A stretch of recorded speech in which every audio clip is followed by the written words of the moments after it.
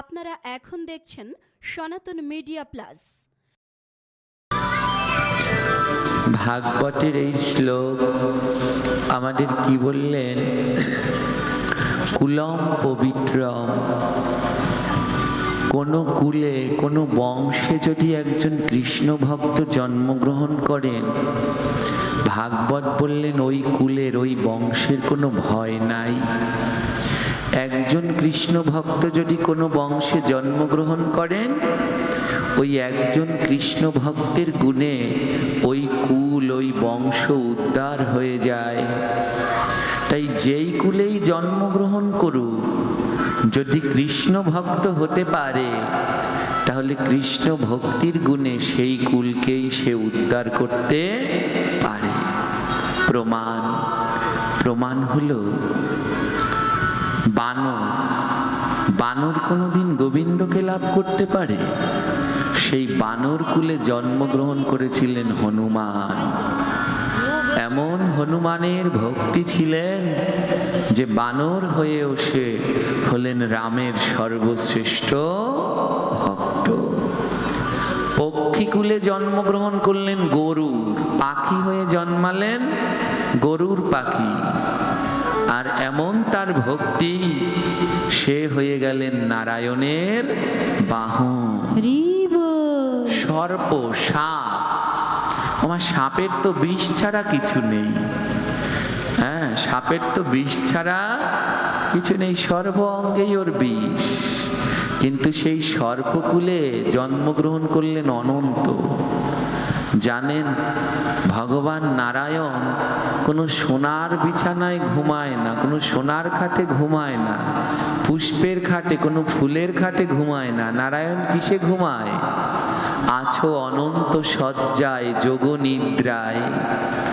নারায়ণ অনন্ত নাগের উপরে ঘুমায়। এই অনন্ত নাগের কি ভক্তি ছিল জানেন? সাপ হয়ে জন্মগ্রহণ করেছে।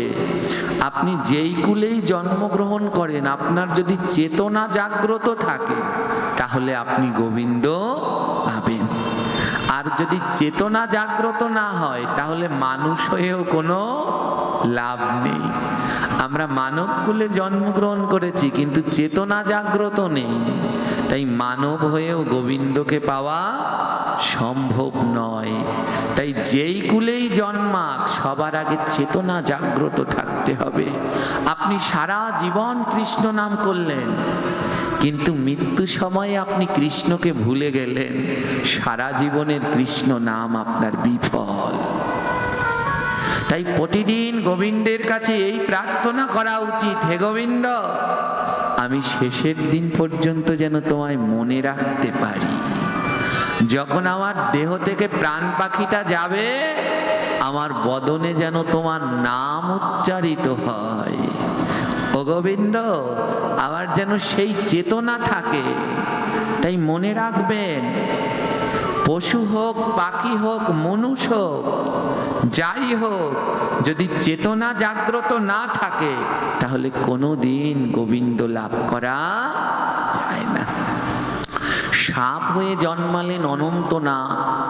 জানেন, ৮৬,০০০ বছর তপস্যা করেছিলেন নারায়ণের। কতদিন? আর ৮৬,০০০ বছর তপস্যা করার পরে নারায়ণ দর্শন দিলেন। অনন্তনাগ দুই নয়ন ভরে ভগবানকে দর্শন করছে, আর অনাবরত নয়ন থেকে জল ঝরছে। একটা সাপ, তারও চেতনা আছে, কিন্তু আমরা মানুষ হয়ে আমাদের চেতনা হয়নি।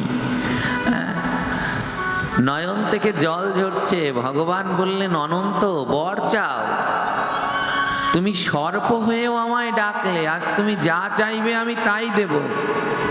অনন্তনাগ বললেন, আমার মতো একটা বিষক্তকে যে তুমি দর্শন দিয়েছো, এর থেকে বড় কিছু চাওয়ার আর আমার নেই। ও গোবিন্দ, এ জগতে তুমি যেই ভক্তের কাছে যাও, তুমি গেলে পরে তোমার ভক্তরা বসতে আসন দেয়। কেউ রত্ন সিংহাসন, কেউ স্বর্ণ সিংহাসন, কত কি আসন তোমায় বসবার জন্যে দেয়।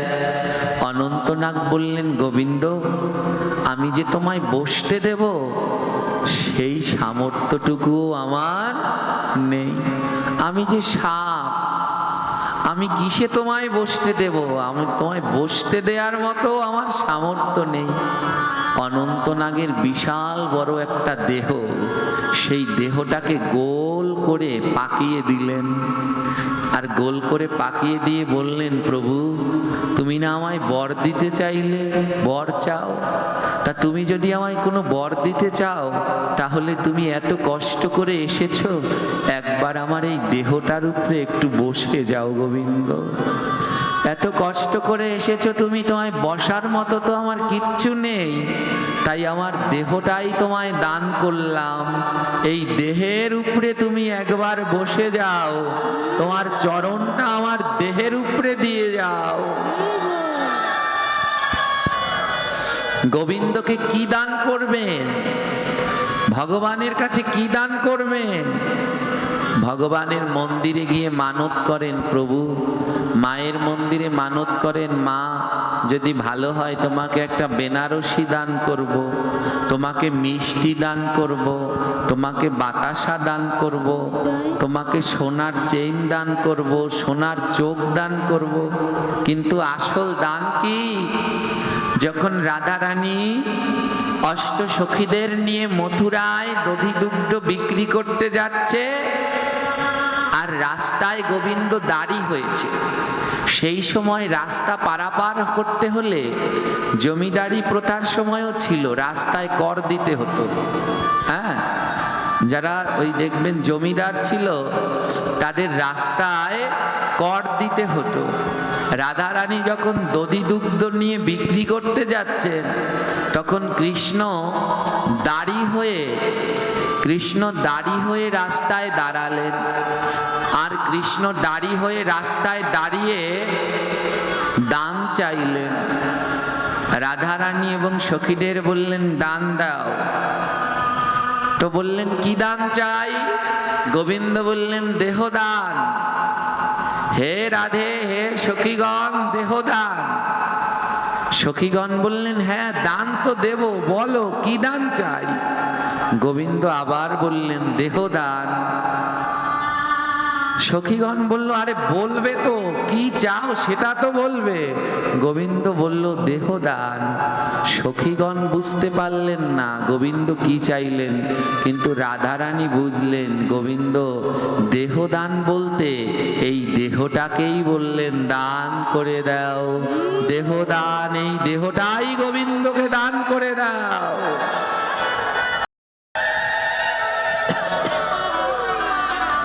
এই দেহটাকে গোবিন্দ সেবার জন্যে দান করে দাও। আমার শ্রী গুরুদেব অষ্টোত্তর শত মুরারি দাস বাবাজি মহারাজ, তার কাছে অনেকে যেতেন বৃদ্ধ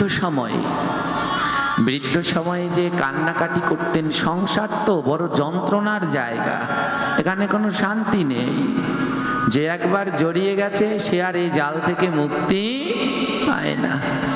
তো অনেকে গিয়ে গুরুদেবের কাছে কান্নাকাটি করতেন। আমি দেখতাম গুরুদেব একটা কথা বলতেন, তো বয়স হয়ে গেছে, ছেলেমেয়েরা এখন আর খাওয়াতে চায় না, পড়াতে চায় না। তখন বলতেন, বাবাজি আমাকে নিয়ে যান আপনার সাথে, বাবাজি আমাকে নিয়ে যান আপনার সাথে। তখন গুরুদেব একটা কথা বলতেন, উচ্ছিষ্ট ফল কি আর গোবিন্দ সেবায় লাগে? কোনো ফল যদি একবার কাকে, কাঠবিড়ালি, পাখিতে খায়, ওটা আর গোবিন্দ সেবায় লাগে মা? লাগে?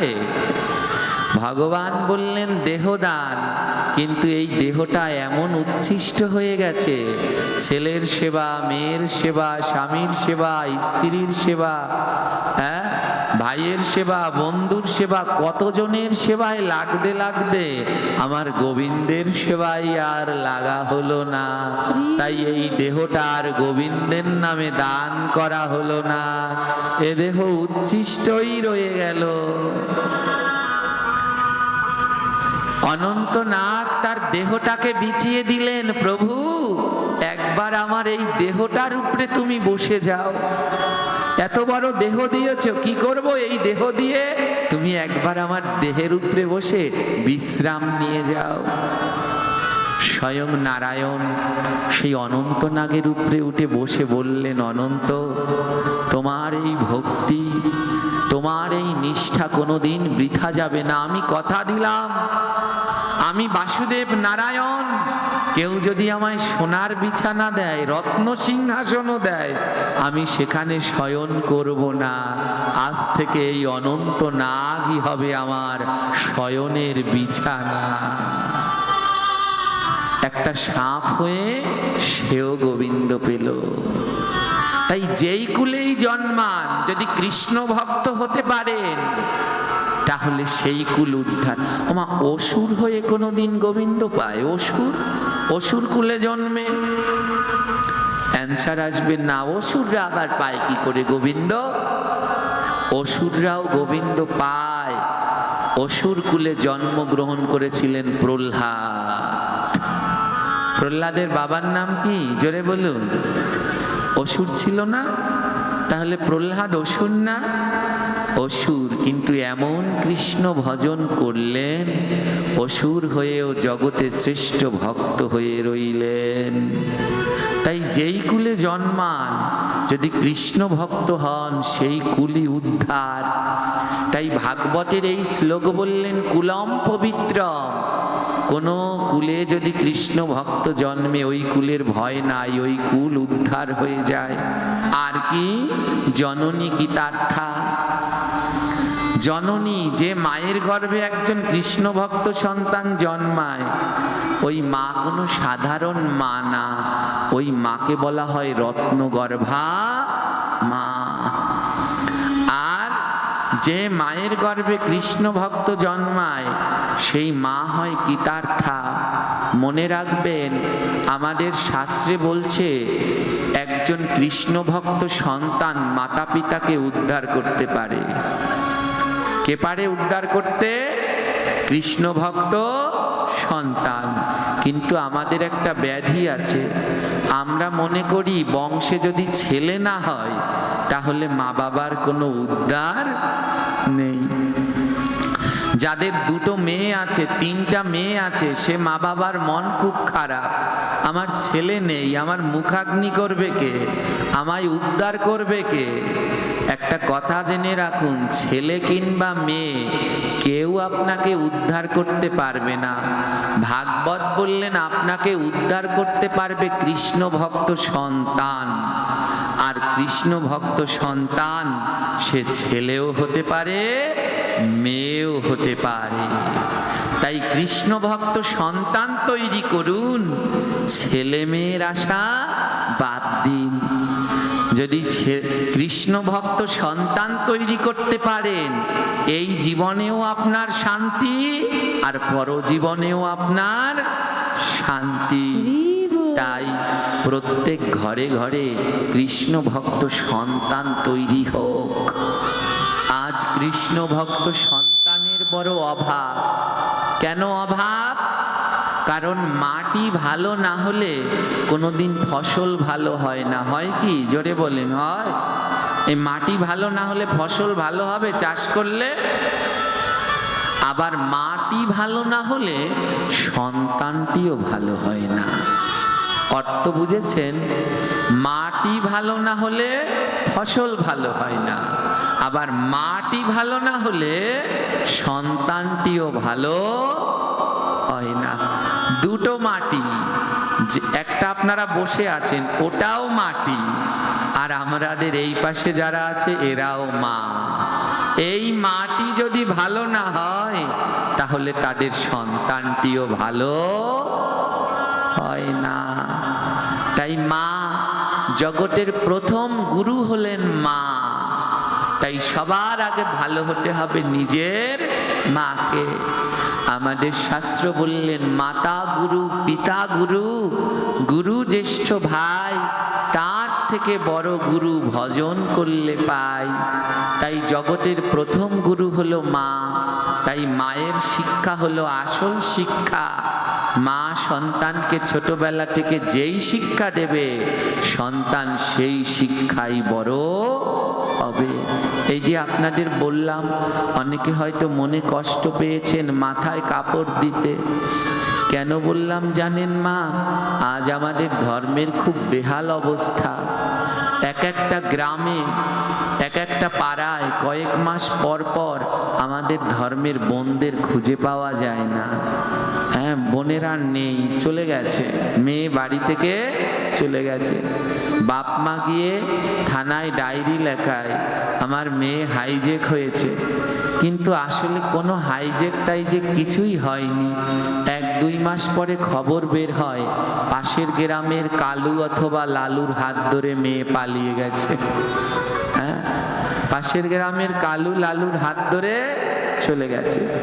আপনারা হাসছেন, যেদিন আপনার বাড়ির মেয়ে যাবে সেদিন বুঝবেন কেমন লাগে, কেমন সম্মান যায়, কেমন যন্ত্রণা লাগে।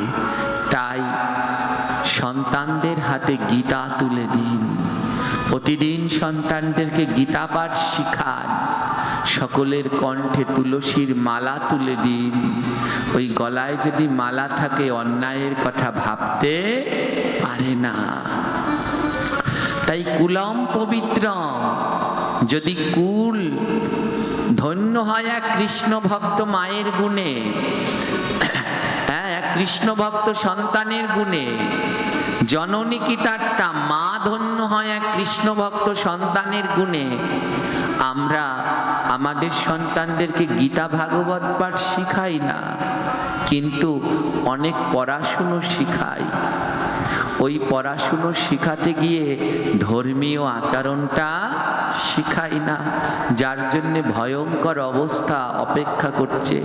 কিছুদিন আগের একটা ঘটনা ছিল না, কতদিন ধরে টিভি, মোবাইল, ইউটিউব সব জায়গায় ভাইরাল।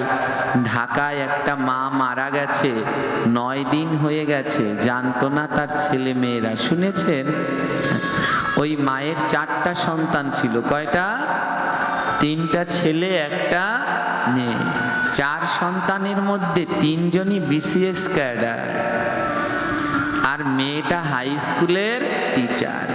মা আর মেয়ে একই ঘরে বাস করত, বৃদ্ধ মা আর মেয়ে একই ঘরে বাস করত। মা মারা গেছে, 9 দিন হয়ে গেছে, মেয়ে জানে না যে মা মারা গেছে।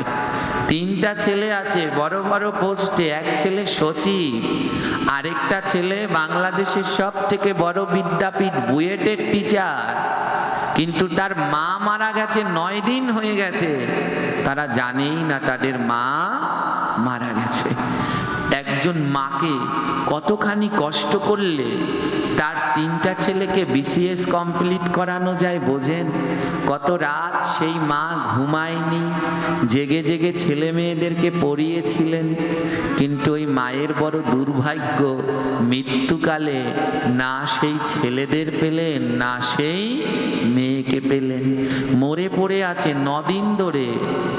9 দিন হয়ে গেছে, মেয়ে জিজ্ঞেস করছে, হ্যাঁ রে, কাজের মেয়েকে জিজ্ঞেস করছে, আরে মাকে কতদিন ধরে দেখি না, মা কি করছে দেখ তো ঘরে গিয়ে। নিজেও গেলেন না, মেয়ে নিজেও গেলেন না, কাজের মহিলা গিয়ে দেখে তার মা মরে পচে নাক মুখ দিয়ে পোকা বেরোচ্ছে। ওই মা ভুল করেছিলেন, ছেলে মেয়েদের অনেক পড়াশুনো শিখিয়েছেন, কিন্তু ধর্ম শেখায়নি। হে কৃষ্ণ ভক্তগণ, এটো আজ একটা ঘরের ঘটনা, আর কিছু বছর পরে এই ঘটনা প্রত্যেক ঘরে ঘরে ঘটবে, যদি আমরা আমাদের সন্তানদেরকে কৃষ্ণ শিক্ষায় শিক্ষিত না করি। তাই প্রত্যেক ঘরের সন্তানদেরকে অবশ্যই কৃষ্ণ শিক্ষায় শিক্ষিত করা উচিত। সকালবেলা ঘুম থেকে উঠলে বাচ্চাদের হাতে চায়ের কাপ, বিস্কুট, লুডুস দেয়া নয়। সকালবেলা ঘুম থেকে উঠলে বাচ্চাদের হাতে গীতা তুলে দিন, নাও, গীতার একটা শ্লোক হলেও পাঠ করো। কিন্তু কখন করবে? যদি আমি না করি বাচ্চারা করবে? এই যে আমাদের কাছে ছোট ছোট বাচ্চাদের নিয়ে মায়েরা আসে আর বাচ্চাদের ঠেলতে থাকে, এই গোসাইরে সেবা দে, গোসাইরে প্রণাম কর, সেবা দে, প্রণাম কর, প্রণাম কর। বাচ্চাকে ধাক্কাচ্ছে। আরে বাচ্চাকে তো ধাক্কাতে হবে না, তুমি দাঁড়িয়ে আছো, তুমি প্রণাম করছো না, কিন্তু বাচ্চাকে ধাক্কা দিচ্ছ। তুমি যদি প্রণাম করো, তোমাকে দেখে বাচ্চা নিজেও প্রণাম করবে।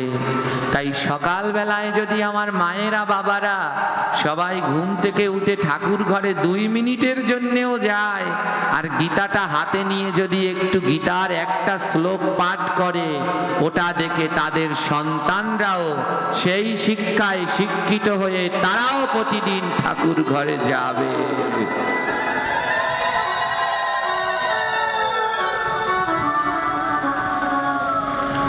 বসুন্ধরা বসতি চ সয়াধন্যা।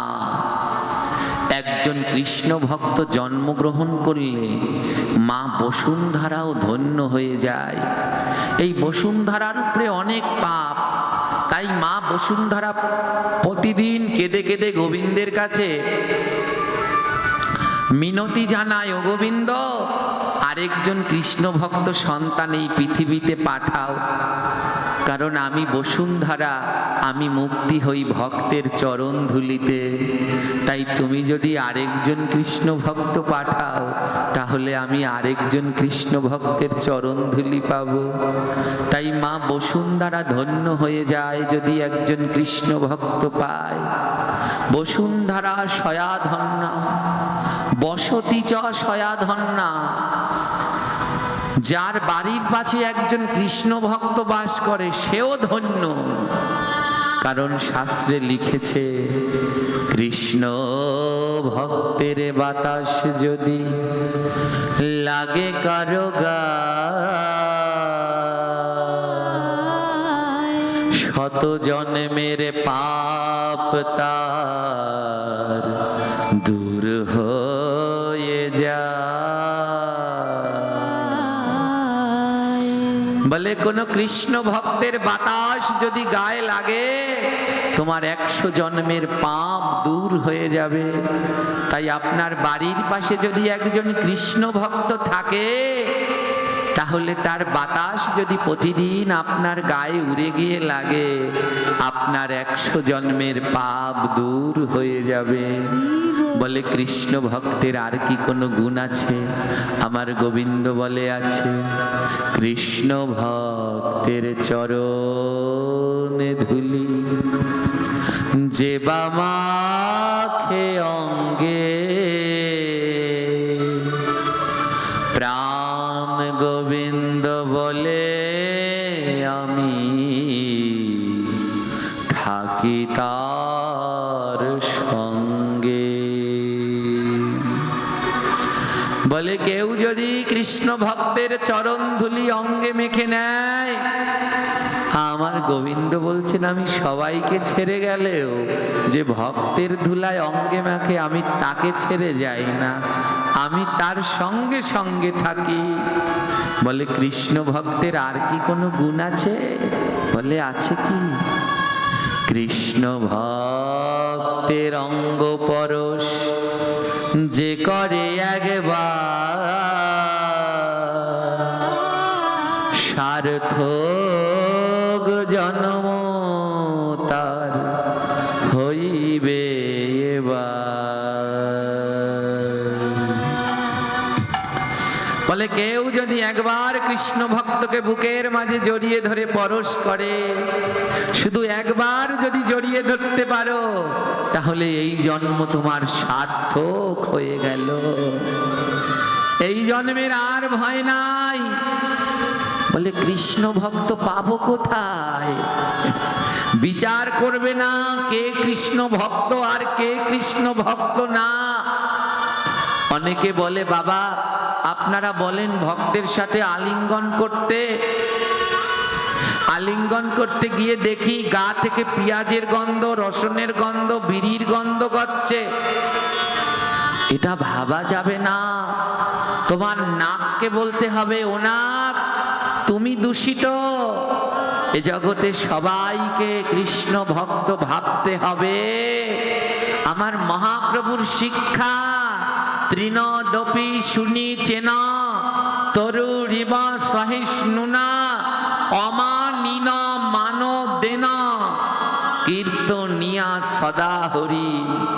অমানিন মানদেন, যে তোমায় মান দেয় না তাকেও মান দাও। তাই কারো গা থেকে যদি বিড়ির গন্ধ কয়, তবে তার দোষ দেখতে যেও না, দোষটা তোমার দেখো। আমার নাক ভালো না, তার জন্যে আমি তার কাছ থেকে ওই গন্ধ পেয়েছি। গোবিন্দ কোন দিন কোন রূপে আসে আমরা জানি না। শাস্ত্র গ্রন্থ পড়ে দেখুন, গোবিন্দ কোনদিন শুদ্ধ বসন পরে রাজবেশ ধরে আসেনি।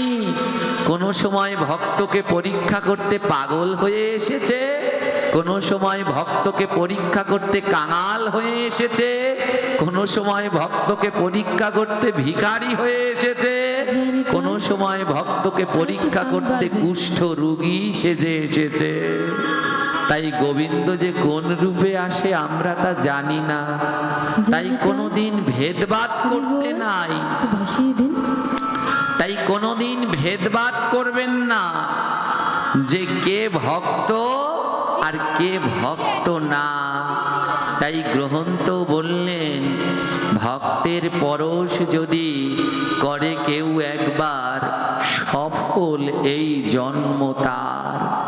যদি একবার ভক্তের পরশ করে, এ জন্ম তার সফল।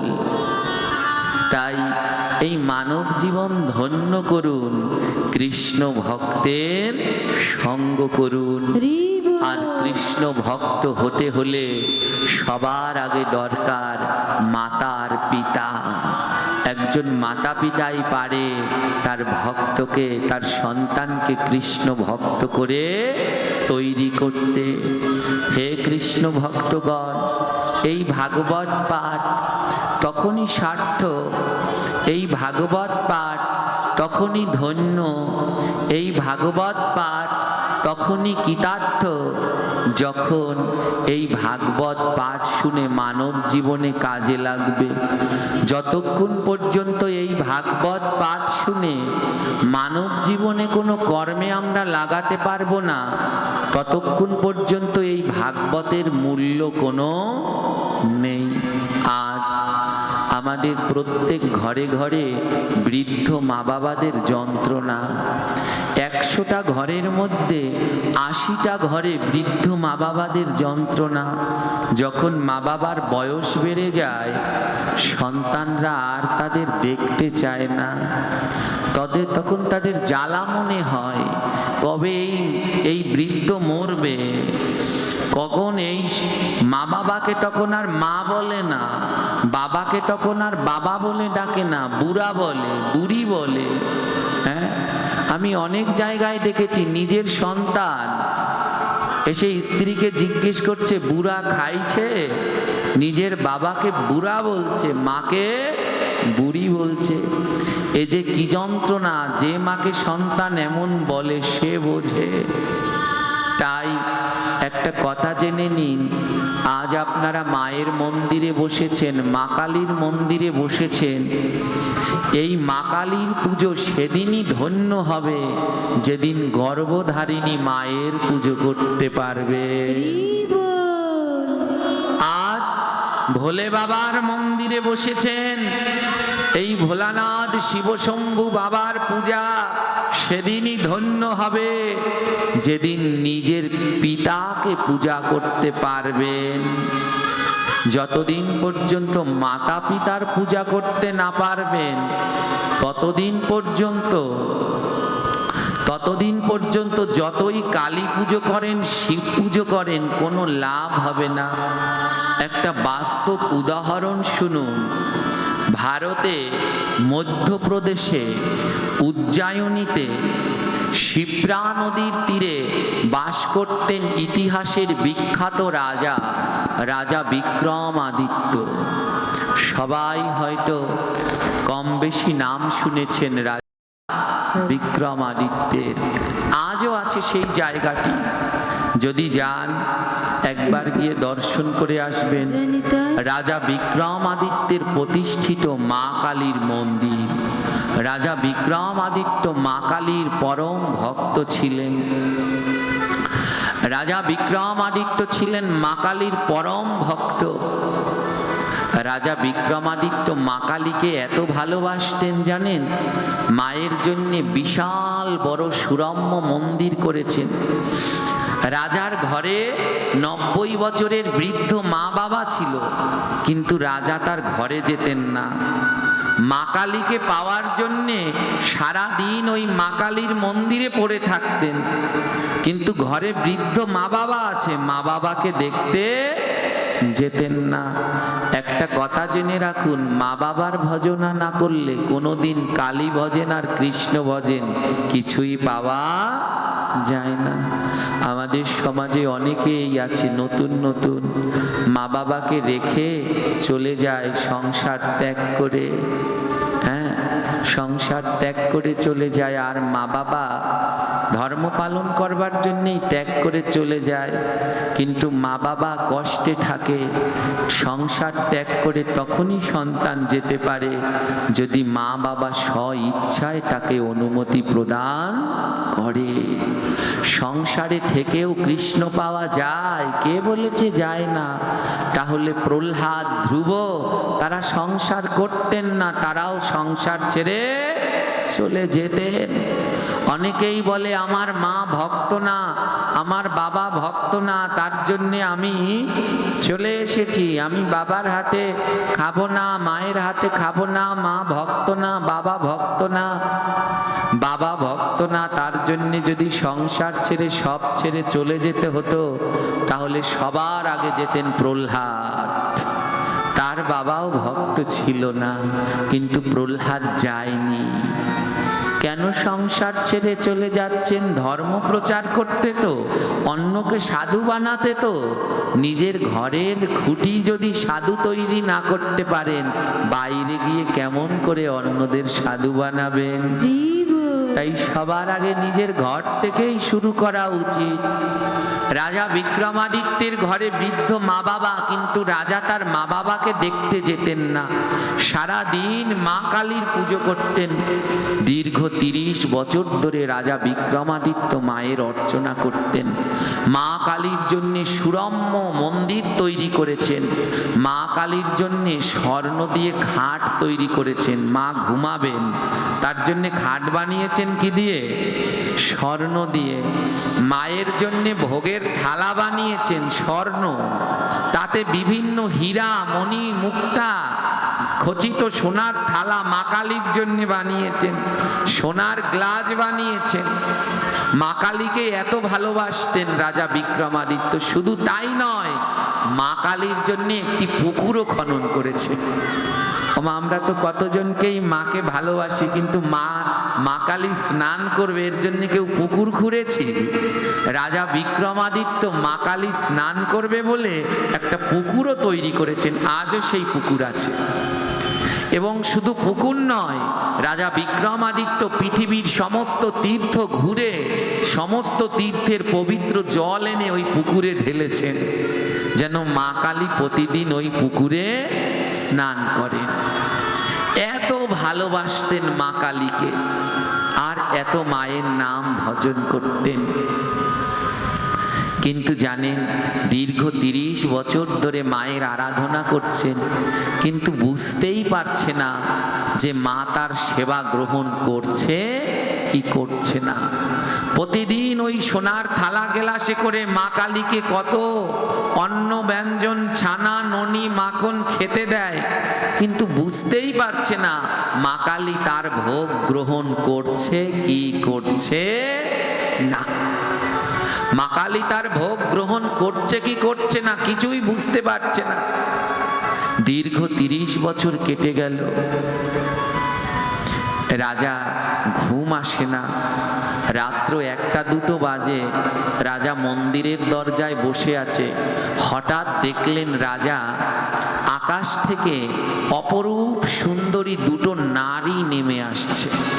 2জন রমণী নেমে আসছেন, আর সেই 2 রমণীর হাতে 2টো সোনার কলস। রাজা অবাক হয়ে দেখলেন সেই অপরূপা 2 নারী রাজার সেই পুকুর থেকে 2 কলস জল নিয়ে আবার আকাশপথে চলে যাচ্ছে। রাজা অবাক হয়ে গেলেন, কে এই নারী? এই নারী দুইজন কে? এরা কোথা থেকে আসলো, আর এখানে কেন আসলো, আর এই জল নিয়ে এরা কি করবে? রাজার কৌতূহল বেড়ে গেল। রাজা ভাবল, কালকে আমি যেমন করে হোক এই নারী দুজনার একজনকে ধরব এবং জিজ্ঞেস করব এনরা কারা, কোথা থেকে আসে, আর এই জল নিয়ে এনরা কি করে।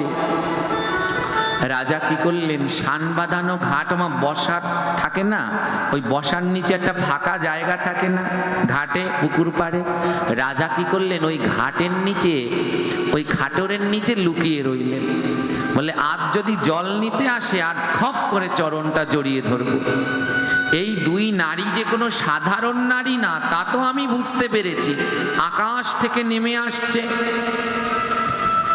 রাজা খটরের নিচে লুকিয়ে রইলেন। ঠিক আজও যখন 2টো বাজে, সেই দুই নারী নেমে আসলেন, আর সোনার কলসিতে করে জল ভরে যখন উঠছেন, ঠিক সেই সময় রাজা গিয়ে চরণ দুটো জড়িয়ে ধরেছে। দাঁড়াও ওমা, দাঁড়াও, তোমরা কারা, পরিচয় দাও। সেই দুই নারী বলল, ছেড়ে দাও রাজা, আমাদের ছেড়ে দাও, যেতে দাও। রাজা বললেন, না, ছাড়বো না, আগে বলো তোমরা কারা, তোমাদের পরিচয় দাও। অনেক জোরাজুরির পরে ওই দুই নারী বললেন, তবে শোনো, আমাদের পরিচয় শোনো, আমরা হলাম মা কালীর দুই সখী। আমার নাম জয়া আর আমার নাম বিজয়া। মা কালীর দুজন সখী আছে না, এদের নাম কি? জয়া, বিজয়া। রাজার দুই নয়নে জল, তোমরা আমার মা কালীর সখী, তোমরাই সেই জয়া বিজয়া?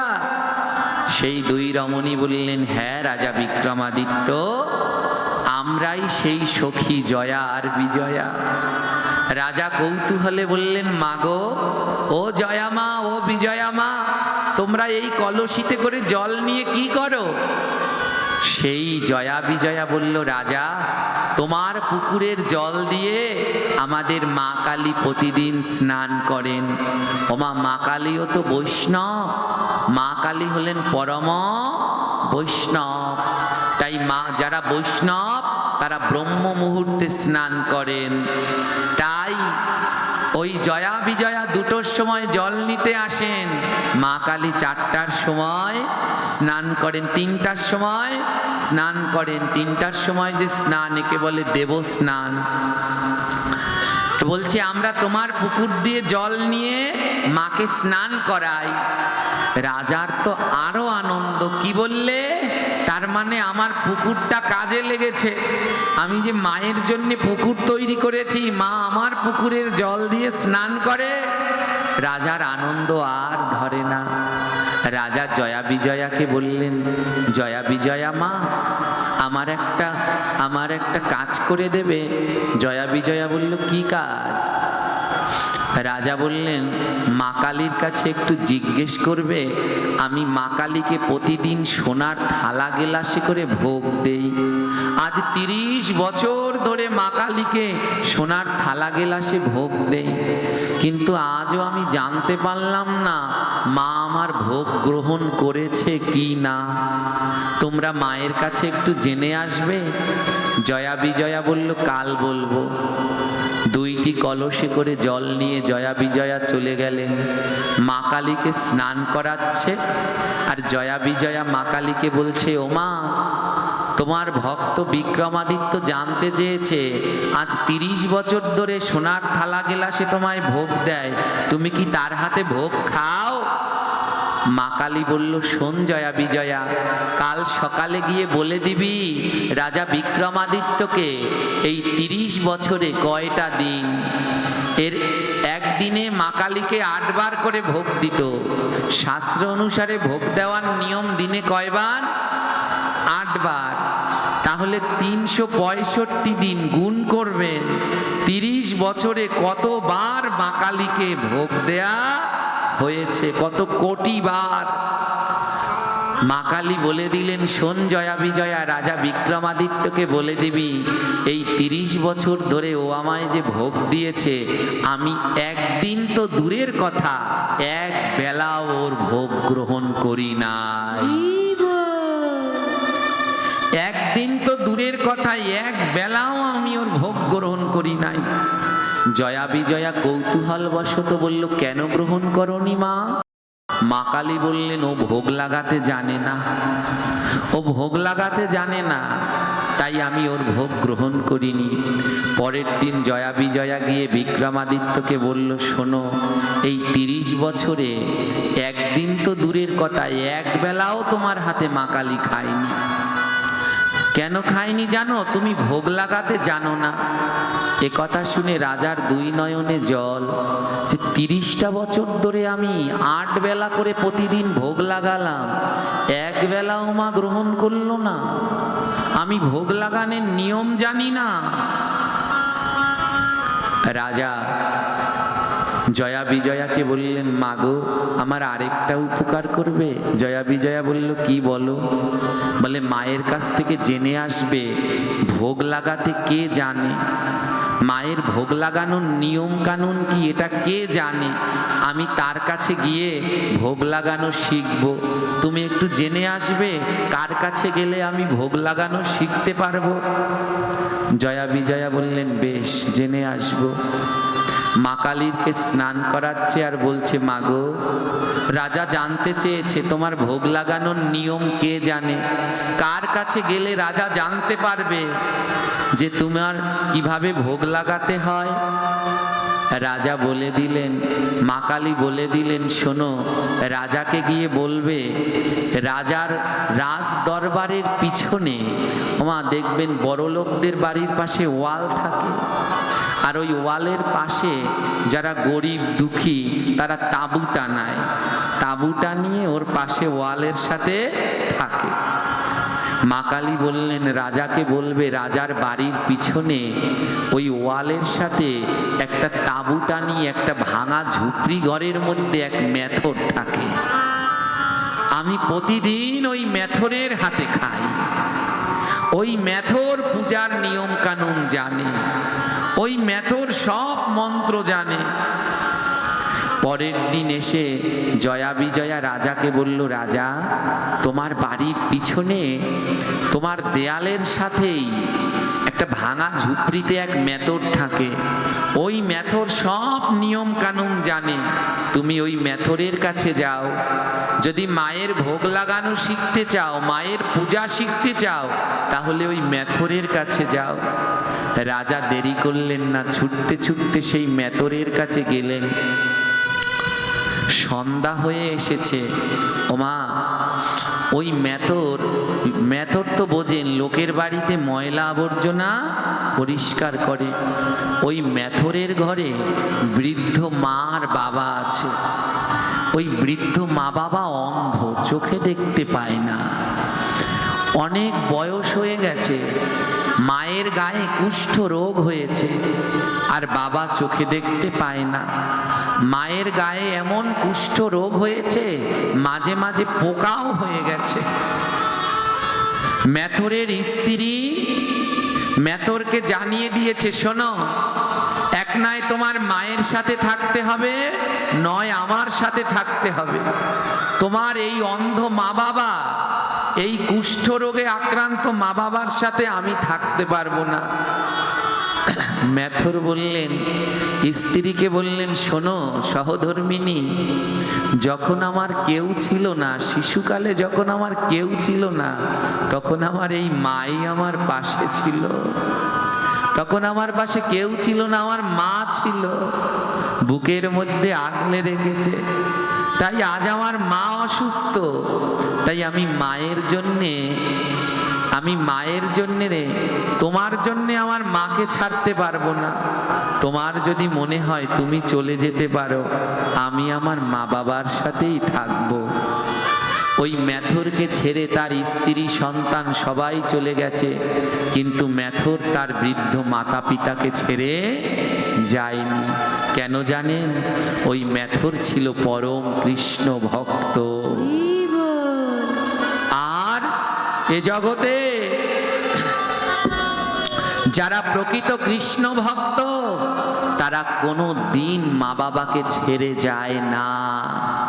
যদি জেনে রাখবেন, টানা করে তিলক পরেছে, গলায় মোটা করে মালা পরেছে, খুব বড় সাধু, কিন্তু মা বাবার যত্ন নেয় না, তাহলে জেনে রাখবেন ও কোনোদিন কৃষ্ণ ভক্তই না। ও শুধু বেশ ধারণ করে আছে। প্রকৃত কৃষ্ণ ভক্ত সে যে মা বাবার সেবা করে। তাই মেথর মা বাবাকে ছেড়ে যায় না। মেথর কোনোদিন কাজ পায়, কোনোদিন কাজ পায় না। আজ মেথর অনেক চেষ্টা করেছে, কোনো বাড়িতে কোনো কাজ পায়নি। তাই রাস্তায় গিয়ে নিজের জন্যে নয়, বৃদ্ধ মাতা পিতার জন্যে ভিক্ষার হাত বাড়িয়েছে। একজনে অল্প কটা চিরা আর দুটো বাতাসা দিয়েছে। চিরা আর দুটো বাতাসা দিয়েছে, এক মুঠো চিরা আর বাতাসা। সন্ধ্যাবেলায় মেথর চিরা আর বাতাসা নিয়ে এসেছে। বৃদ্ধ মা বাবা না খেয়ে সারাদিন বসে আছে। মা জিজ্ঞেস করছে, মেথরের দুই নয়নে জল। বাবা অন্ধ, কিন্তু মা চোখে দেখতে পায়। মা জিজ্ঞেস করছে, বাবারে তুই কাঁদছিস কেন? ছেলেকে জিজ্ঞেস করছে, তুই কাঁদছিস কেন? ছেলে বলছে, মা আজ সারাদিন অনেক চেষ্টা করেছি কাজের, কিন্তু একটা কাজও পাইনি। ও মা, আজ তোমাদের জন্য কোনো খাবার আনতে পারিনি।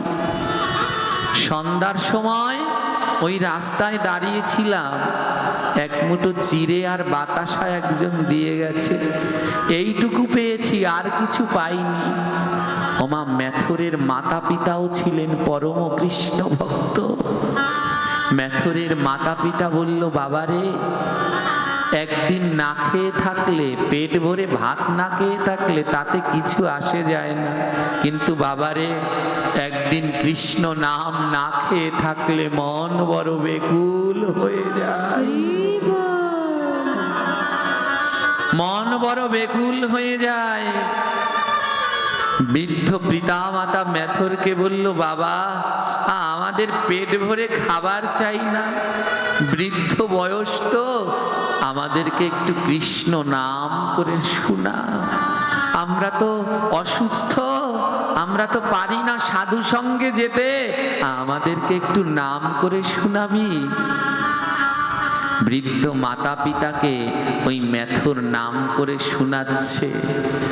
আর সন্ধ্যা হয়েছে তো, সন্ধ্যাবেলায় পুজো দেবে, সেই পুজোর উপকরণ জোগাড় করছে। প্রদীপের সলতে তৈরি করছে, চন্দন ঘষছে, ফুল দিয়ে মালা তৈরি করছে, আর মা বাবাকে কৃষ্ণ নাম করে শোনাচ্ছে। বাবা মা বলে, আমাদের আর কিছু লাগবে না, ওই নামেই শান্তি, একটু নাম করে শোনা। মেথর বৃদ্ধ মা বাবাকে নাম করে শোনাচ্ছেন, হরে কৃষ্ণ হরে কৃষ্ণ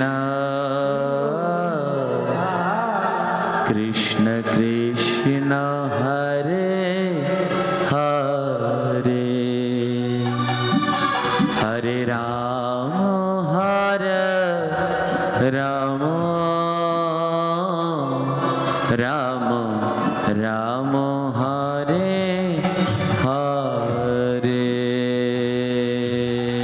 হরে কৃষ্ণ হরে প্যাডের বিট কমিয়ে দেওয়ার। কৃষ্ণ রাধে রাধে।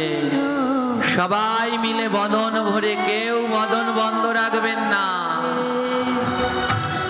হরে রাম হরে রাম রাম রাম হরে হরে, হরে কৃষ্ণ হরে কৃষ্ণ কৃষ্ণ কৃষ্ণ হরে হরে, হরি বল হরি বল, হরে রাম হরে রাম রাম রাম হরে হরে।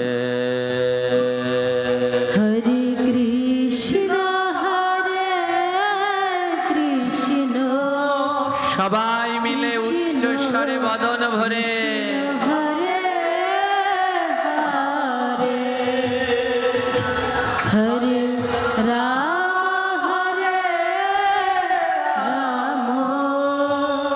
রাম রাম হরে হরে।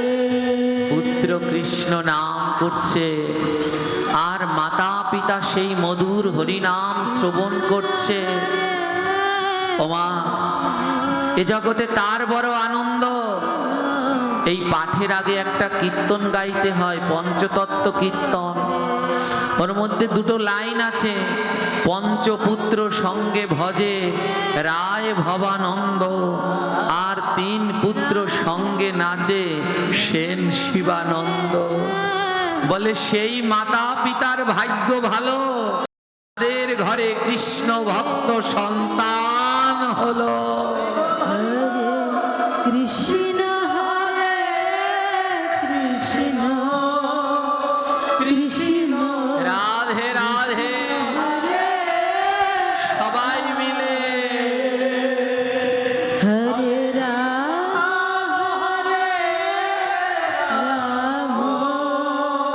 রাম রাম হরে হরে। আজ ওই মেথরের ঘরে খাওয়ার কিছু নেই, কিন্তু বৃদ্ধ মেথরের পিতামাতা আর ওই মেথর কৃষ্ণদাস, ওনাদের আনন্দের কোনো শেষ নেই। কারণ ওই বৃদ্ধ পিতামাতার আর কিছু না থাকুক, একটা কৃষ্ণ ভক্ত সন্তান আছে। এই ভাগবত আসরে সেই মা বাবা ধন্য, যে মা বাবা তার সন্তানকে নিয়ে ভাগবতে আসতে পেরেছেন। তাই ওই ভবানন্দ ধন্য, সে পঞ্চপুত্র নিয়ে কৃষ্ণ ভজন করেছে। শিবানন্দ সেন ধন্য, সে তার 3 পুত্রকে নিয়ে নৃত্য করেছেন। আর মেথরও ধন্য, আজ মেথরের পুত্র কৃষ্ণ নাম গাইছে, আর সেই নামে 3 জন একজন আরেকজনকে জড়িয়ে ধরে প্রেমালিঙ্গন করছে। হরে কৃষ্ণ হরে কৃষ্ণ কৃষ্ণ কৃষ্ণ হরে হরে হরে রাম রাম রাম রাম হরে হরে। হরে কৃষ্ণ হরে কৃষ্ণ রাধে কৃষ্ণ হরে হরে হরে রাম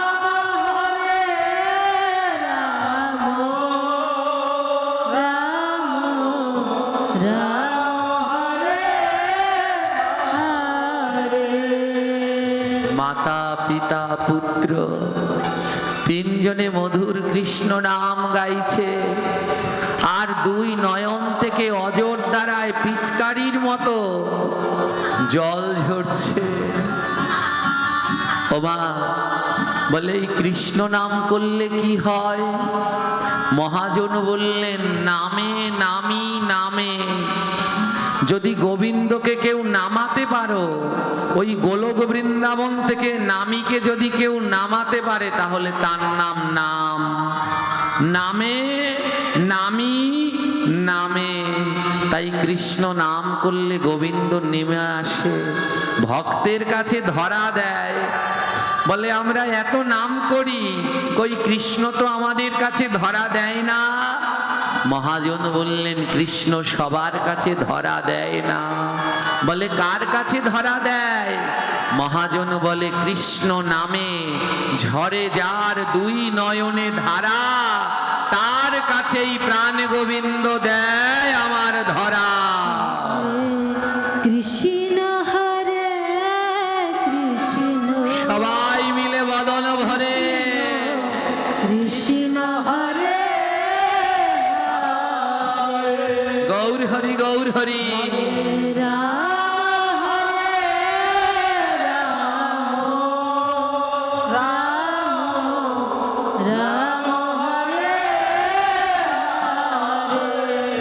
বলে কৃষ্ণ নামে ঝরে যার দুই নয়নে ধারা, তার কাছে প্রাণ গোবিন্দ দেয় আমার ধরা। এক পাশে দাঁড়িয়ে ভক্ত বললেন, ওগো বৈষ্ণব, আমার তো কৃষ্ণ নামে নয়নে জল ঝরে না। আমি ছেলের জন্যে কাঁদি, মেয়ের জন্যে কাঁদি, টাকার জন্যে কাঁদি, বিষয়ের জন্যে কাঁদি, কিন্তু কৃষ্ণ নামে আমি তো কাঁদি না। কৃষ্ণ নামে তো আমার নয়নে জল ঝরে না। কেন? কেন কৃষ্ণ নামে আমার নয়নে জল ঝরে না? বৈষ্ণব কবি উত্তর দিলেন, শোনো ভক্ত, কৃষ্ণ নামে সবার নয়নে জল ঝরে না। কৃষ্ণ নামে তার নয়নে জল ঝরে। কার জানো? যে বদনে নাম করে আর দুই বাহু দিয়ে ভক্তকে বুকের মাঝে জড়িয়ে ধরে, তারই নয়নে কৃষ্ণ নামে জল ঝরে। কৃষ্ণ তাই বদনে নাম করো আর দুই বাহু দিয়ে ভক্তের অঙ্গে পরশ করো, তোমার নয়নেও কৃষ্ণ নামে জল ঝরবে। দেরি করো না, খেলা বড় কম, ডাক আসলেই চলে যেতে হবে। হরে কৃষ্ণ রাধে রাধে হরে কৃষ্ণ কৃষ্ণ কৃষ্ণ হরে হরে, হরে রাম হরে রাম, রাম রাম হরে হরে। হরে কৃষ্ণ বলো না গো, ভদনে নাম কৃষ্ণ আর দুই বাহু দিয়ে ভক্তের অঙ্গ পরশ করো, কারণ এমন মানব জন্ম আর হবে না।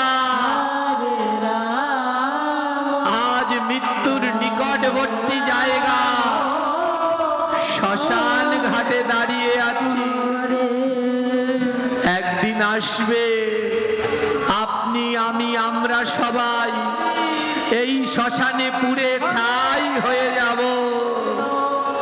তাই এই দেহটা ছাই হওয়ার আগে একবার কৃষ্ণ ভক্তের জড়িয়ে ধরুন, একবার কৃষ্ণ ভক্তের পরশ করুন। নিতাই গৌর হরি বলে এই মানব জীবনকে ধন্য করো।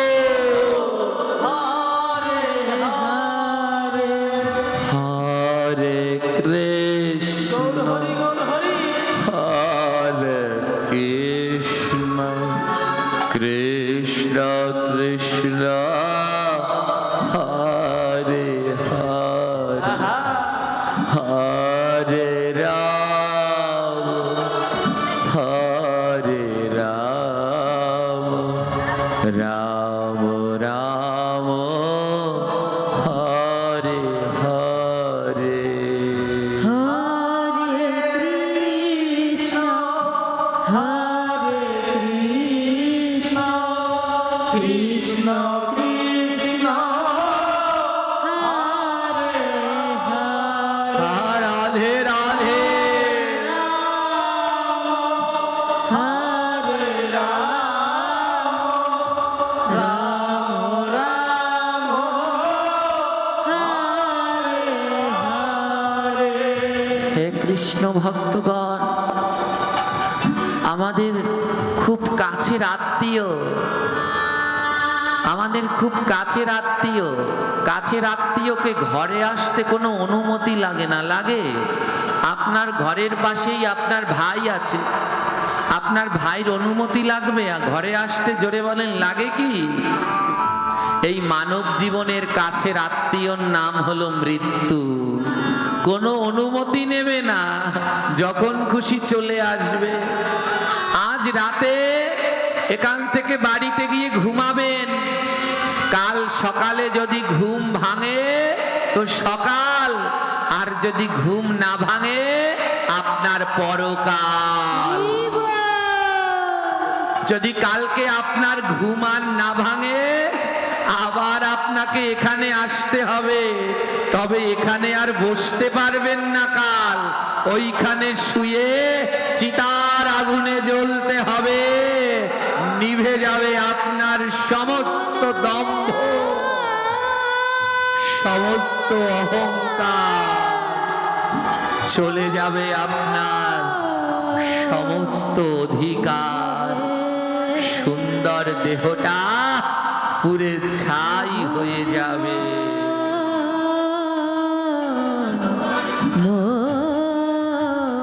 রাজা বিক্রমাদিত্য হরিনাম করছে আর মায়ের পূজার জোগাড় করছে। পঞ্চপ্রদীপ সাজিয়েছে, নৈবেদ্য দেওয়ার মতো ছানা মাখন মিষ্টি নেই, এক মুঠো চিড়ে আর দুটো বাতাসা একটা মাটির থালায় সাজিয়েছে। জল দেওয়ার মতো একটা গেলাস নেই। আমার নারিকেলের আঁচি, ওই নারিকেলের এঁচোয় করে একটা আঁচিতে করে জল দিয়েছে, এত গরিব। চিরা বাতাসা সাজিয়েছে, ধূপদীপ সাজিয়েছে। এমন সময় রাজা বিক্রমাদিত্য দেখতে এসেছে যে ওই মেথর কোন মন্ত্রে মায়ের পূজা করে যে মা কালী ওর হাতে খায়, আমার হাতে খায় না। রাজা এসেছে, মেথর থরথর করে কাঁপছে। রাজা মশাই আপনি? রাজা বলে ভয় পেও না মেথর, শুনেছি তুমি নাকি প্রতিদিন মায়ের পুজো করো। হ্যাঁ, আমি প্রতিদিন মায়ের পুজো করি। রাজা বলে আমি দেখতে এসেছি তুমি কেমন মায়ের পুজো করো, দেখি দেখি তোমার ঘরটা একটু ঘুরে দেখি। রাজা সারা ঘর ঘুরে দেখলেন। ওই ঘরের এক কোনায় এক জায়গায় ছোট্ট একটা রাধা কৃষ্ণের আসন, আর সেই আসনের সম্মুখে এক মুঠো চিড়ে আর ওই আইচায় করে একটু জল দিয়েছে গোবিন্দের ভোগে। সারা ঘরেও একটা মা কালীর ফটো নেই, একটা বিগ্রহও নেই। রাজা বলল এই মেথর, তুমি মা কালীর পুজো করো, তোমার ঘরে তো একটা মা কালীর ফটো নেই, বিগ্রহও নেই, তুমি কেমন মায়ের পুজো করো? মেথর বলে রাজা আপনি একটু অপেক্ষা করুন, আপনি দেখতে পাবেন। রাজাকে বসতে আসন দিল, রাজা বসলো। রাজাকে বলল রাজা তাহলে এবার আমি মাকে আনি, আমার মাকে পুজো করার জন্য আমি মাকে আনি। রাজা বললে মাকে আনবে মানে? বলে আমি মায়ের পুজো করি তো। রাজা কি মেথর কি করলেন জানেন? তার সেই গর্ভধারিণী মা, কুষ্ঠ রোগে আক্রান্ত, যার গায়ে পোকা হয়ে গেছে, সেই মাকে মেথর কোলে করে এনে চেয়ারে বসালেন, আর বৃদ্ধ পিতাকে চেয়ারে বসালেন। রাজা বলে এ কি, তুমি না মা কালীর পুজো করো? মেথর বললেন না তো, আমি মায়ের পুজো করি, মা কালীর পুজো তো আমি করি না। আমি প্রতিদিন এই আসনে বসিয়ে আমার গর্ভধারিণী মা আর পিতার পূজা করি। তাহলে জয়া বিজয়া বলে গেল তুমি নাকি পুজোর মন্ত্র জানো। রাজা বলে একটু অপেক্ষা করে দেখি না ও কেমন মায়ের পুজো করে। বৃদ্ধ মা বাবাকে চেয়ারের উপরে বসিয়ে ওই মেথর চরণ ধোয়াচ্ছে, মা বাবার চরণ ধোয়াচ্ছে। চরণ ধুইয়ে তাতে পুষ্প দিল। ওই মায়ের চরণের মধ্যে ক্ষত, পোকা হয়ে গেছে, কুষ্ঠরোগ তো। চরণ ধৌত করে সেই চরণামৃত যখন পান করতে গেছে, রাজা বলে থামো, এই মেথর তোমার মায়ের কুষ্ঠরোগ হয়েছে, এটা ছোঁয়াচে রোগ, তুমি যদি ওই জল খাও তোমারও কুষ্ঠরোগ হবে। মেথর বলে, রাজা তুমি জানো না, মায়ের চরণামৃত খেলে, মায়ের চরণ ধুয়ে জল খেলে কোনোদিন রোগ হয় না। যদি দেহে রোগ থাকে সেই রোগ চলে যায়। ভক্তি ভরে মেথর মাতা পিতার চরণ ধৌত করে সেই চরণামৃত পান করলেন, গন্ধ পুষ্প দিয়ে পুজো করলেন। যে মালা দুটো গেঁথেছিলেন, একটা মায়ের গলায় আরেকটা বাবার গলায় পরিয়ে দিলেন। হে কৃষ্ণ ভক্তগণ, মা কালীর পুজো করতে হলে আগে নিজের গর্ভধারিণী মায়ের পুজো করুন।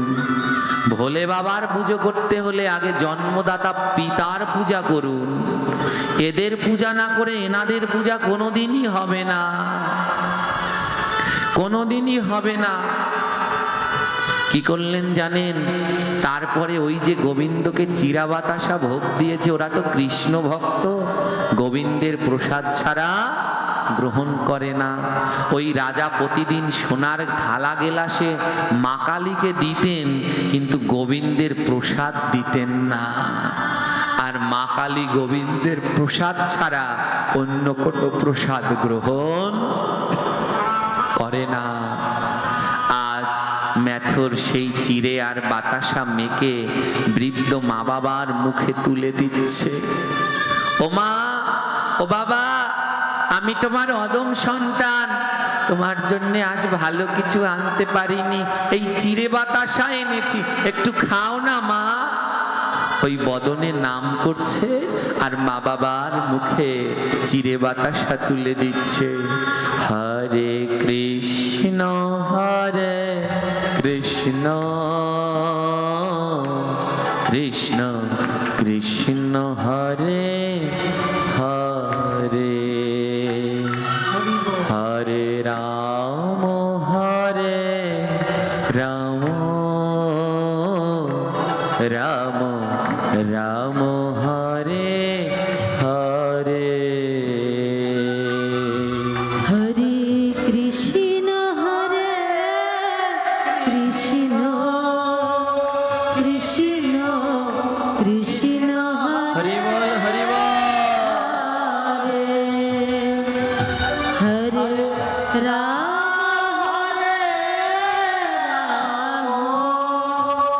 রাম রাম হরে হরে। ওই কৃষ্ণ নাম করছে আর মা বাবার মুখে চিড়ে বাতাসা যখন দিচ্ছে না, হাতটা কাঁপছে। আর হাতটা যখন কাঁপছে, ওই হাত থেকে মাঝে মাঝে দুই একটা চিড়ে আর বাতাসা পড়ে যাচ্ছে, মাটিতে পড়ে যাচ্ছে। রাজা পাশে দাঁড়িয়ে দাঁড়িয়ে দেখছে। মেথর যখন তার মায়ের মুখে চিরা বাতাসা তুলে দেয়, কাঁপিতে কাঁপিতে হাত থেকে দুই একটা ভূমিতে গড়া। ওই কাঁপতে কাঁপতে দুই একটা চিরা বাতাসা ভূমিতে গড়িয়ে গড়িয়ে পড়ছে। আর রাজা পাশ থেকে দেখছেন, যেই চিরা বাতাসা মাটিতে পড়েছে, সেই চিরায় আর বাতাসা পুড়িয়ে খায় জগৎ জননী মা কালী। কি বাবলি শোনো ভক্তগণ, যেই চিরা বাতাসা পড়িল মাটিতে, সেই চিরা বাতাসা গ্রহণ করে আজ জগৎ জননী মা কালী। রাজা লুটিয়ে পড়েছে। ও মা, মা, মা কালী, তুমি এসেছো মা। রাজার মন মা কালীর দিকে, আর মেথর কৃষ্ণ দাসের মন তার গর্ভধারিণী মা বাবার দিকে। মা কালীর চরণে লুটিয়ে পড়ে রাজা বলছে, মা, এ তুই কি করছিস? মাটিতে পড়া চিরা বাতাসা কুড়িয়ে কুড়িয়ে খাচ্ছিস। আমি তোকে সোনার থালা গেলাসে দেই, কই তুই তো তা একদিন খেতে এলি না। মা কালী বলছে, শোন রাজা, এ জগতে যে মাতা পিতাকে খাওয়ায় না সে 30 বছর কেন 300 বছর আরাধনা করলেও কোনোদিন মা কালীর দর্শন পায় না। তোর ঘরে বৃদ্ধ মাতা পিতা আর 30 বছর ধরে তাদের চরণে প্রণাম করলি না। প্রণাম করলি না। ও রাজা, আমি মা কালী, আমি সবার হাতে খাই না, আমি তার হাতে খাই যে মা বাবাকে খাবার দেয়। আমি তার হাতে খাই যে হাত প্রতিদিন মা বাবার চরণে প্রণাম দেয়। 30 বছর ধরে তুই তোর মা বাবাকে প্রণাম দেসনি, আর এই মেথর প্রতিদিন তার মা বাবার চরণ ধৌত করে। হে কৃষ্ণ ভক্তগণ, ওইখানে মাটির মা কালী আছে, ওখানে মাটির ভোলানাথ আছে। 100 বার গিয়ে ডাকুন মা মা মা মা বলে, একবার সাড়া দেয় কিনা ওই মা কালী? কিন্তু আপনি বিপদে পড়লেন, আপনার মা এখানে, আপনি দূরদেশে বিপদে পড়লেন, বিপদে পড়ে মা বলে চিৎকার করে উঠলেন। এখানে বসে মা বুঝতে পেরে যায় আমার সন্তান বিপদে পড়েছে। আপনার বাবা এখানে, আপনি দূর দেশে ব্যথা পেয়ে ওরে বাবা বলে চিৎকার দিলেন। আপনার বাবা বুঝতে পেরে যায় আমার সন্তান ব্যথা পেয়েছে। এই হলো মাতা পিতা। কিন্তু বড় দুঃখ, ওই মা কালীর ভজন করলাম কিন্তু আসল মাতা পিতার ভজন করলাম না। এ জগতে জ্যান্ত ভগবান হলো 2 জন, এক মা আর 2 বাবা, যারা ডাকলে পরেই সাড়া দেয়। ওই মা কালীকে মামা বলে ডাকলে সাড়া দেয় না, ওই ভোলানাথকে বাবা বাবা বলে ডাকলে সাড়া দেয় না, কিন্তু গর্ভধারিণী মা বাবাকে মা বাবা বলে ডাকলে সাড়া দেয়। আজও পরীক্ষা করুন, যাদের মা বাবা এখানে নেই, যান বাইরে গিয়ে আকাশের দিকে তাকিয়ে জোরে মা বলে ডাক দিন, একটা আকাশের তারা হলেও নড়ে উঠবে। মা বাবা আকাশের তারা হলেও সন্তান ডাক দিলে সাড়া দেয়, কিন্তু সেই মা বাবার ভজন আমরা করতে পেলাম না। তাই মহাজন বললেন, গয়া যাওয়ার কাশী যাও, যাও রে বৃন্দাবন, আগে ভজ গিয়া মাতা পিতার চরণ। গয়া যাওয়ার কাশী রাধে রাধে, যাও রে বৃন্দাবন, আগে গিয়া ভজ মা বাবার চরণ। আর গয়া কাশী গেলে পরে যেই পুণ্য গয়া কাশী গেলে পরে যে পুণ্য হয়, আর মা বাবার চরণ ধুলিতে তা পাওয়া যায়। আর মা বাবার চরণ ধুলিতে সেই পাওয়া যায়। ওরে গয়া কাশীতে গেলে যেই পুণ্য হয়, প্রতিদিন মা বাবার চরণ ধুলি নিলে সেই পুণ্য পাওয়া যায়। তাই হে কৃষ্ণ ভক্তগণ, এ জগতে অনেকে ভালোবাসবে, কিন্তু মাতা পিতার মতো নিঃস্বার্থ ভালোবাসা জগতে কেউ বাসে না। এ জগতে অনেক দুঃখিনী আছে, কিন্তু এ জগতে জনম দুঃখিনী হলো গর্ভধারী মা। তাই মহাজনপদে বললেন, জনম দুঃখিনী আমার গর্ভধারী মা, মায়ের অন্তরে কে ব্যথা দিও না। জনম দুঃখিনী আমার রাধে গর্ভধারী মা, মায়ের অন্তরে কেউ ব্যথা দিও না। আর মা বাবার চোখে যদি ঝরে এক ফোঁটা জল,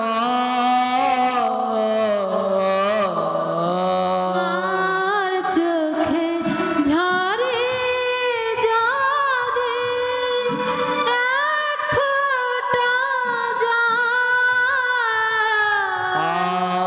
আর ধর্ম কর্ম যাই কর হবে রে বিফল। তুমি ধর্ম কর্ম যতই করো হবে রে বিফল। তুমি কোথায় আছো মা জননী, প্রণাম জানা। কোথায় আছো মা জননী, প্রণাম জানা। আর আমার মতো পাপী ভবে আর কেহ না। আর আমার মতো পাপী ভাবে আর কেহ নাই। ও মা,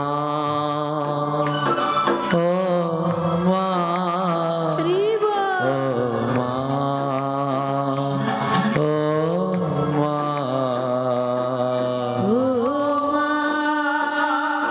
ও মা, ও মা,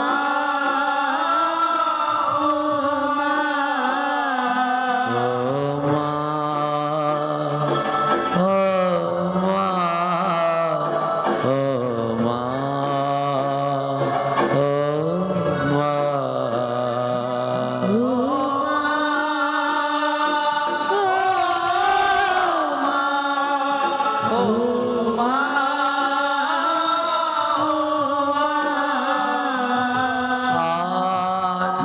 কত কষ্ট দিয়াছি মা তোমার ধরে, কষ্ট দিয়াছি মা তোমার অন্তরে, আর ক্ষমা করে দিও মাগো অধমে সন্তানের। ক্ষমা করে দিও মাগো অধমে সন্তান রে। হে কৃষ্ণ ভক্তগণ, কত কষ্ট দিয়েছি আমরা মা বাবার অন্তরে, কত খারাপ আচরণ করেছি মা বাবার সাথে, কিন্তু মাতা পিতা এমন হয়, সন্তান শত খারাপ আচরণ করলেও মা বাবা কোনোদিন সন্তানকে অভিশাপ দেয় না। এ জগতে যেই বাড়িতে ভাড়া থাকবেন, মাস হয়ে গেলে বাড়িওয়ালার ভাড়া দিতে হয়। এই জগতে একজন নিঃস্বার্থ ভাড়াওয়ালা আছে, যার ভাড়া দেয়া লাগে না, সে হলো মা।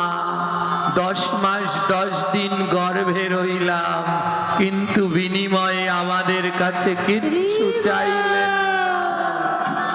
তাই এই ভাগবত পাঠ সেদিন ধন্য হবে যেই দিন কোনো ঘরে বৃদ্ধ মাতা পিতা কাঁদবে না, যেদিন সন্তানরা প্রতিদিন সকালবেলা ঘুম থেকে উঠে দেবতার প্রণাম নয়, মাতা পিতার প্রণাম করবে।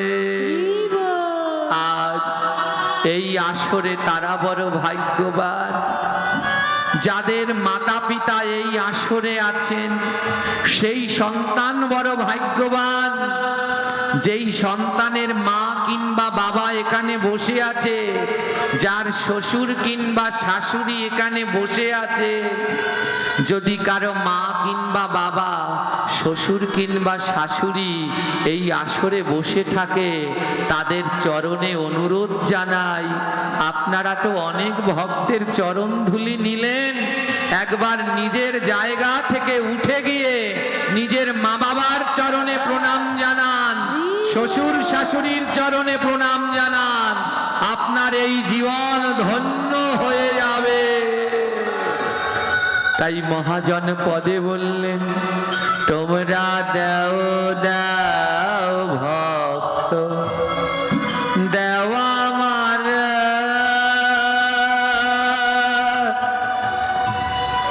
চরণের ধুলি,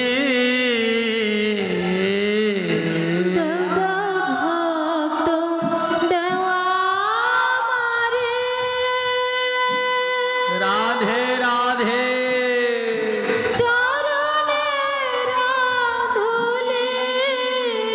তোমরা দাও দাও ভক্ত দেওয়া আমার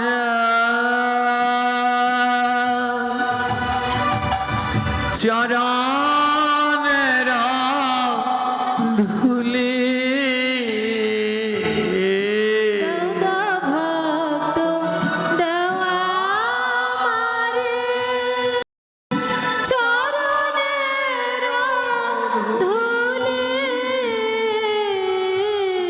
আমি মাতা পিতার সেবা যেন করে যেতে পারি। আমি মাতা পিতার সেবা জানো করে যেতে পারি। আমি মাতা পিতার সেবা যেন করে যেতে পারি। আমি মাতা পিতার সেবা জানো করে যেতে পারি। ও মা, ও মা, ও মা, ও মা,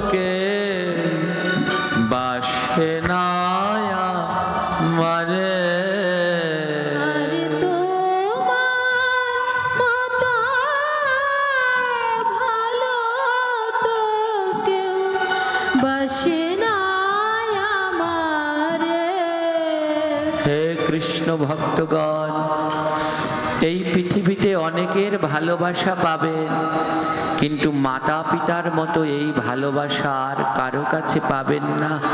এ নিঃস্বার্থ ভালোবাসা। এই ভালোবাসার মধ্যে কোনো স্বার্থ নেই। রাজা বিক্রমাদিত্য বুঝতে পারলেন, গর্ভধারিণী মা বাবার পুজো না করলে কোনোদিন মা কালীকে পাওয়া যায় না। রাজা বিক্রমাদিত্য ছুটতে ছুটতে 30 বছর পরে মায়ের কাছে গেলেন, আর গিয়ে দেখে ওই বৃদ্ধ মা বাবা বিক্রম বিক্রম বলে কাঁদছে। রাজা বিক্রমাদিত্য বুঝতে পারলেন, মা বাবার পুজো করলে পরে মা কালীকে অনায়াসে পাওয়া যায়।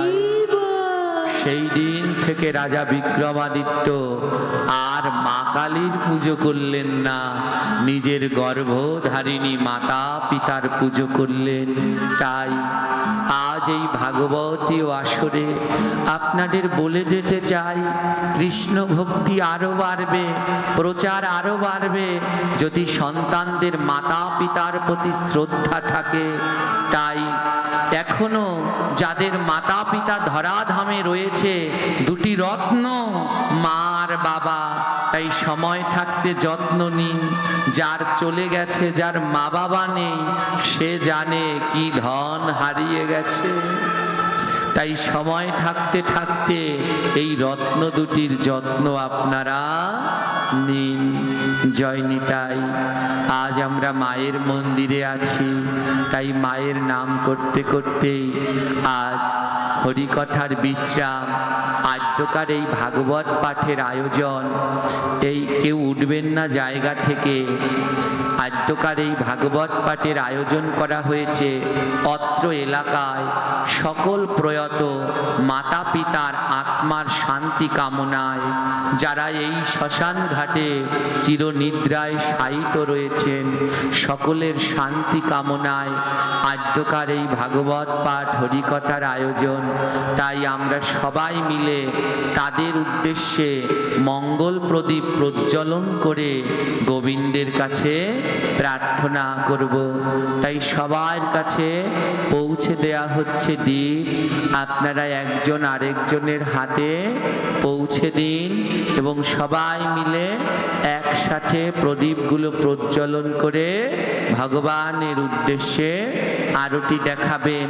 যে যার মা বাবার উদ্দেশ্যে দীপ দান করবেন এবং গোবিন্দের কাছে বলবেন, যারা চলে গেছেন এই ধরাধাম থেকে প্রভু, তাদের সেই ধামে তুমি আলো প্রদান করো।